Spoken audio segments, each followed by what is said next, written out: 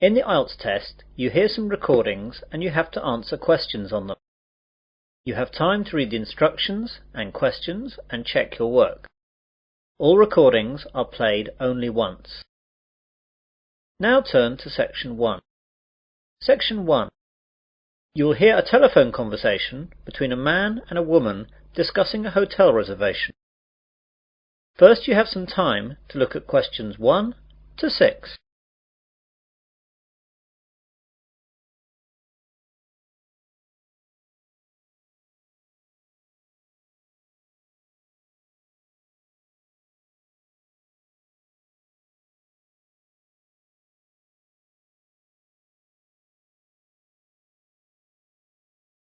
You will see that there is an example. This time only, the conversation relating to this will be played first. Sunrise Hotel. Good morning. Barbara speaking. Hello, my name is John Griffin. I'd like to make a booking for tonight, please. Are there any rooms still available? Yes, there are a few left. What were you wanting? Well, I'm on a business trip, so I only need a single room. Mr. Griffin is on a business trip, so B is the correct answer. Now we begin. You should answer the questions as you listen, as the recording is not played twice. Listen carefully to the conversation and answer questions 1 to 6. Sunrise Hotel. Good morning. Barbara speaking. Hello, my name is John Griffin. I'd like to make a booking for tonight, please. Are there any rooms still available? Yes, there are a few left. What were you wanting? Well, I'm on a business trip, so I only need a single room. I don't think that will be a problem. Let's look. Yes, there's one single room left. Shall I book it for you? Yes, please. That would be great. Right then, let me get a pen. So what's your name again, please? John Griffin. That's JOHN GRIFFIN. OK, I've got that down. Wait a minute. You've been here before, haven't you? Yes, that's right. I stayed with you twice before. Well, we should have your details already. Let's look at the cards. Here we are. So, John Griffin from Sydney, right? Yes, that's right. So tell me if I'm wrong. John Griffin, passport number 876374889, age 30. Yes, that's right. So it's a single room for 2 nights. Is your credit card number the same to confirm the booking? Yes, it's the same. But I want you to forward the bill to my company again, if that's okay. Oh yes, Mr. Griffin, that's no problem at all. Your company have always settled very promptly in the past. And what time can we expect you tonight, Mr. Griffin? Well, the plane lands at 9:15 p.m, so by the time I get through the formalities, that should take about 20 minutes. I should be at your place at 10. Will the restaurant still be open at that time, as I'll be hungry? I hate plain food. I'm afraid it'll be closed by then, Mr. Griffin. Can I organise some snacks to be left in your room? A burger? Fries? Sandwiches? Yes, that would be great. How about a cheese sandwich with fries? No problem, sir. I'll see to that. Oh, the fries might be cold when you get in. Ah, yes. Just a sandwich then. No problem. Anything else, Mr. Griffin? No, that's all. Thank you. See you tonight. See you tonight, Mr. Griffin. Goodbye. Goodbye. Now you will hear a conversation between Barbara and another man, Mark. Before you hear this, you have some time to look at questions 7 to 10.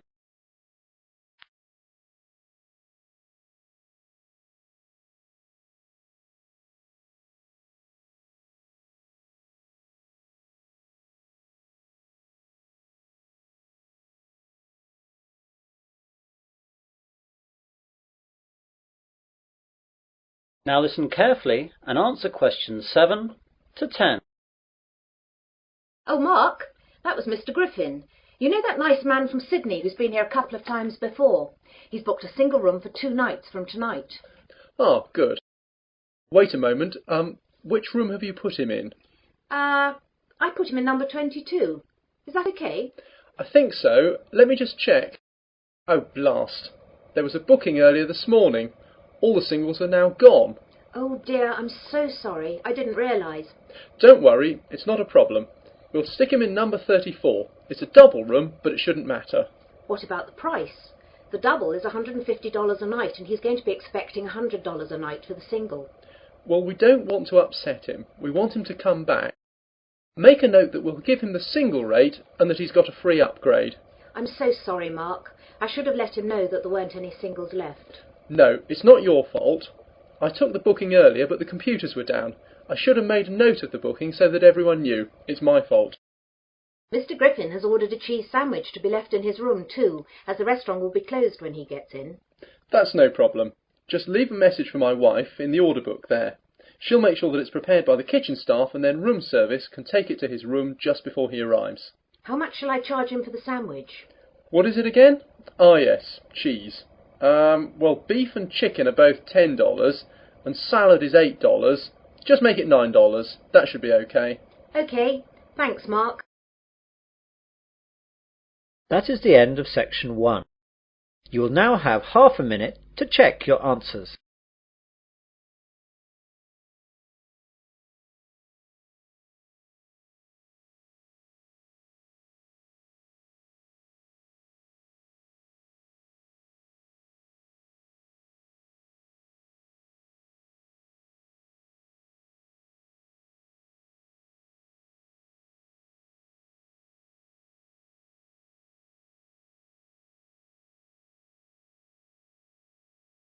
Now turn to section 2. Section 2. You will hear a news broadcast on a radio station. First you have some time to look at questions 11 to 15.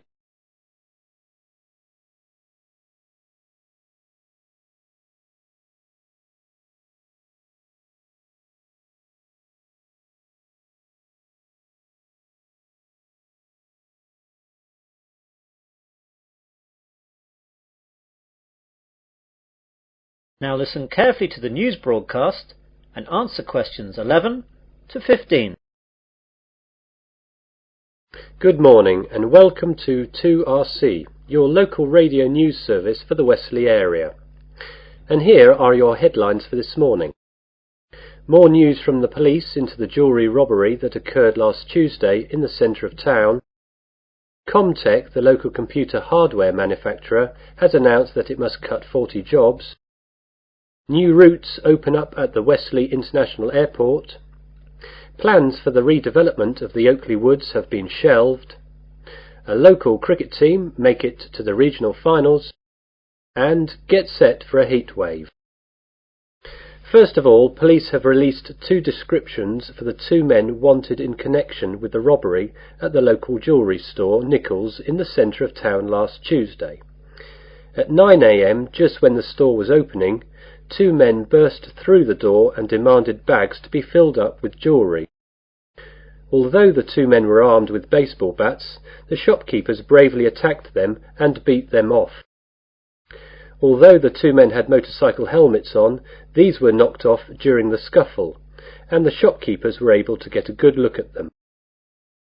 The first man is said to be about 6 foot in height, slight build, dark hair and a small moustache. He was wearing blue jeans, a white t-shirt and a black leather jacket. The second man is much shorter, around 5'8", with a fat build and red hair and clean shaven. He was wearing a dark blue sweater and black jeans. They are both probably in their early 20s. The police hope to issue photo-fit pictures later today. The public are urged to call Wesley Police if they think they recognise either of the 2 men. You now have some time to look at questions 16 to 20.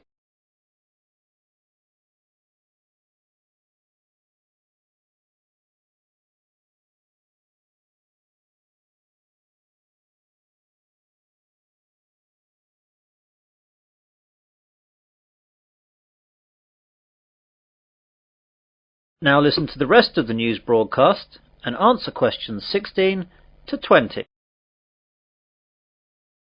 Comtech last night announced that they must release 40 workers. This was blamed on a downturn in sales and increased competition. The jobs to be lost will be a mixture of early retirement offerings and a spread from all departments in the company. Westley International Airport has been awarded by Cheap Air, the new low-cost carrier, 4 new routes into Europe. The new routes will be into 4 European countries, though the details have not yet been released. When the deals have been finalised, this will lead to a significant number of jobs. Environmentalists were delighted this morning by the news that plans by the local council to develop the Oakley Woods area have been shelved. The woods were to have been developed into a shopping area, but opposition from local residents and local environmental groups has led to a turnaround by the local council, and they will now look for an alternative site.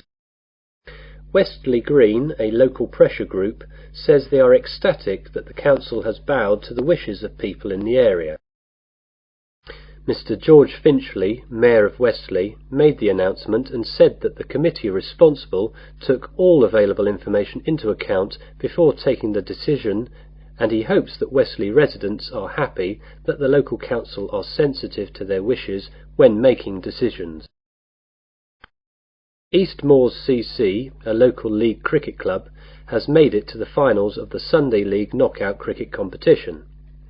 They will play the final at home on Sunday 30th of August against Newbury CC. Go along and support if you're around that day, as you'll be assured a great Sunday afternoon sport.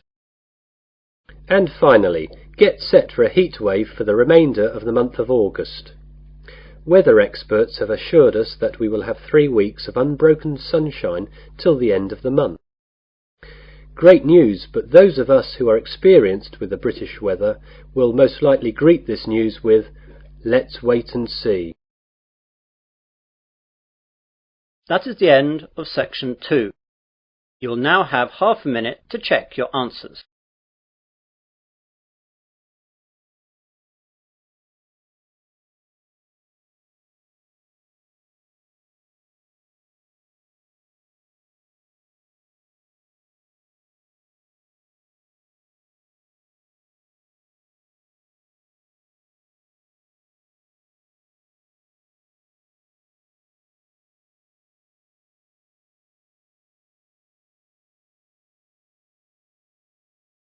Now turn to section 3.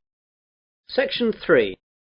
You will hear an admissions tutor at a university interviewing a prospective student. First you have some time to look at questions 21 to 26.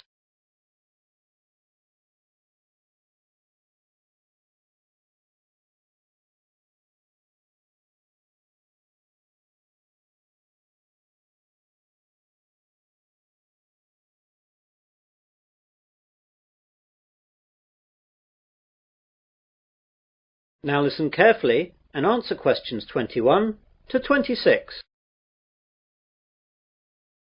Hello there, it's Robert Johnson, isn't it? Yes, that's right. First of all, thanks for coming to this interview and thanks for applying to the engineering department of Westley University. This is a fairly informal interview where I just get to know you and find out what kind of person you are. There won't be any technical questions as we've got all your educational background from your application form. Oh, that's good. Now, I know you've applied to us to study civil engineering, so can you tell me why you chose this field? It's a mixture of reasons, really. First of all, I've always been fascinated by building things. Whenever the family was on a holiday, I would always be interested in the local bridge and all that. My father is a civil engineer too, so he'd always be able to explain things. And it was he, I suppose, who really fostered my interest. I'm lucky as well, because my best subjects at school were maths and physics, which are the ones that are of particular use for engineering. So you'll be keeping it in the family then? Yes, my brother wants to do the same thing as well, so you'll probably get an application from him in another 2 years. Great. Now then, I noticed from your application form that you took a year off between school and university. What did you do during this year? Well, I'd like to say I got plenty of work experience, but what I did was travel. I went to Australia for the year and spent the time travelling and working all around the country. At the end I went to New Zealand and travelled around there for a couple of months. What kind of work did you do out there? It was fairly menial stuff. I delivered furniture, worked in a pub, worked in a hotel, and worked on a building site for a couple of months too.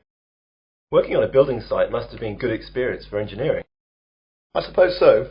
I mean, it was interesting to see the brass tack side of things. And a good engineer has to get his hands dirty, my father says. He's absolutely right as well. Now, why did you choose Wesley University to study civil engineering? Well, first of all, I know that the department has a very good reputation in this field, and before applying, I checked out the stats and saw the percentage of graduates going straight into industry was very good. Yes, we're very proud of that. I'm also very interested in mountaineering, and your campus here in the Midlands is within reasonable distance of Snowdonia, so I'll be able to go hiking at weekends when work allows. That's good. It's very important for students to have interests outside of their studies. It helps deal with the stress. I also play a lot of football, and the university runs quite a few teams in the local leagues, so I'd like to get into that. You now have some time to look at questions 27 to 30.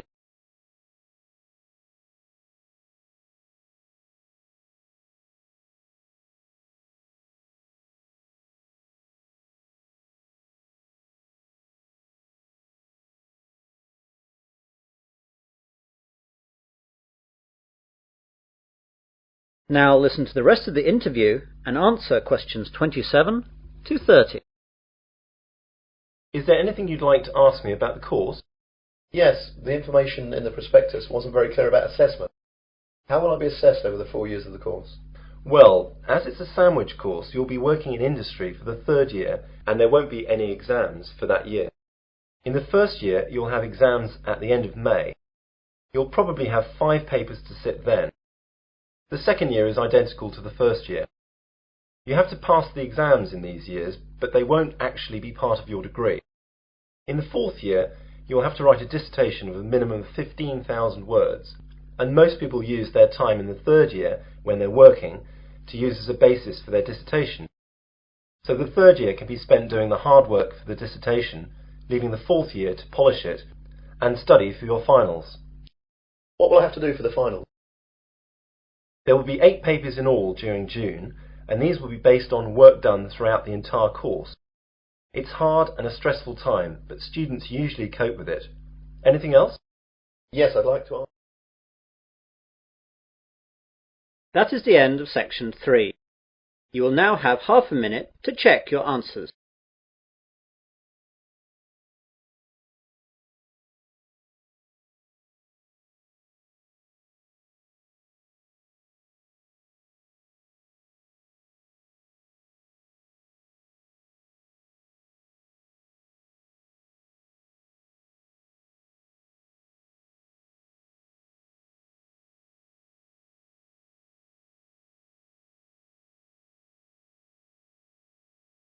Now turn to section 4. Section 4. You will hear part of a research methods lecture. First you have some time to look at questions 31 to 40.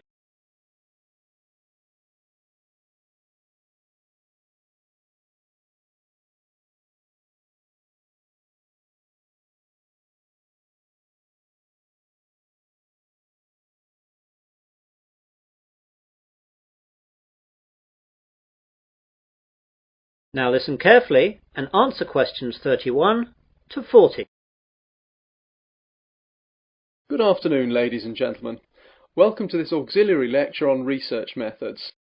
This lecture is not aimed specifically at one particular course, but is a general lecture that will be relevant to any student who must conduct research into a topic for his or her course. For most of you, this will be the research that you need to do in order to write your dissertation and theses. It has been said that first world societies are no longer industrial societies, but information societies. That is, our major problems and tasks no longer mainly centre on the production of goods and services necessary for survival and comfort, but rather require a prompt and accurate flow of information on preferences, needs and behaviour. This is why surveys today are regarded with so much importance. What then is a survey? Today, the word survey is used most often to describe a method of gathering information from a sample of individuals. This way, the results can be projected from the sample to the larger population. An important consideration to take at the start is to decide how large a survey to perform. The sample size required for a survey partly depends on the statistical quality needed and the size of the total population of the area in question. Even so, there is no simple rule for sample size that can be used for all surveys. Analysts, though, often find that a moderate sample size is sufficient statistically and operationally. A properly selected sample of only 1,000 individuals can reflect various characteristics of the total population, but it is not always needed to sample the entire population for your needs. I'd like now to look at some of the types of survey available to us, and the focus here will be on methods for surveying individuals and companies. Mail, telephone interview, and in-person interview surveys are the most common ways for doing this. The latter can be in offices, homes, or on the street. Mail surveys can be relatively low in cost. A decent response rate, though, is the major problem. Mail surveys can be most effective when directed at particular groups, such as subscribers to a specialised magazine or members of a professional association. Telephone interviews are an efficient method of collecting some types of data and are being used increasingly. They lend themselves particularly well to situations where timeliness is a factor and the length of the survey is limited. For students such as you, though, cost will be an issue. In-person interviews in a respondent's home or office are good when complex information is to be collected. It could involve a great deal of travelling around, though. Street interviews could also be useful as they are easy, but the sampling is not very scientific. We also need to look at the content of our surveys. Surveys can focus on opinions and attitudes, or on factual characteristics or behaviour. Many surveys combine types of question. Questions may be open-ended, such as, "Why do you feel that way?" or closed, such as, "Do you approve or disapprove?" The questionnaire may be very brief, a few questions taking 5 minutes or fewer, or it can be quite long, requiring an hour or more of the respondent's time. Also, because changes in attitudes or behaviour cannot be reliably ascertained from a single interview, some surveys employ a panel design, in which the same respondents are interviewed on 2 or more occasions. There are also certain ethics to be looked at in conducting surveys. Some of you will see that the information that you will compile is of value to companies operating in that particular sector. Therefore, you must always bear in mind a few guidelines.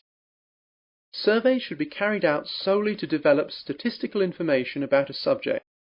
They should not be designed to produce predetermined results or as a ruse for marketing and similar activities. The industry standard for all reputable survey organisations is that individual respondents should never be identified in reporting survey findings.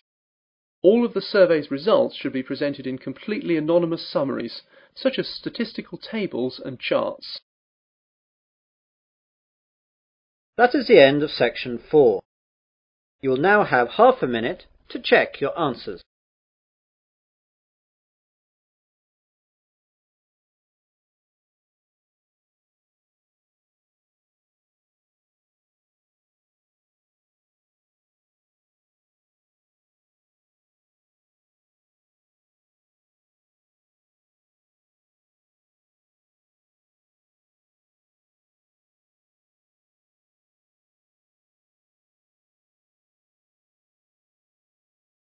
That is the end of listening test.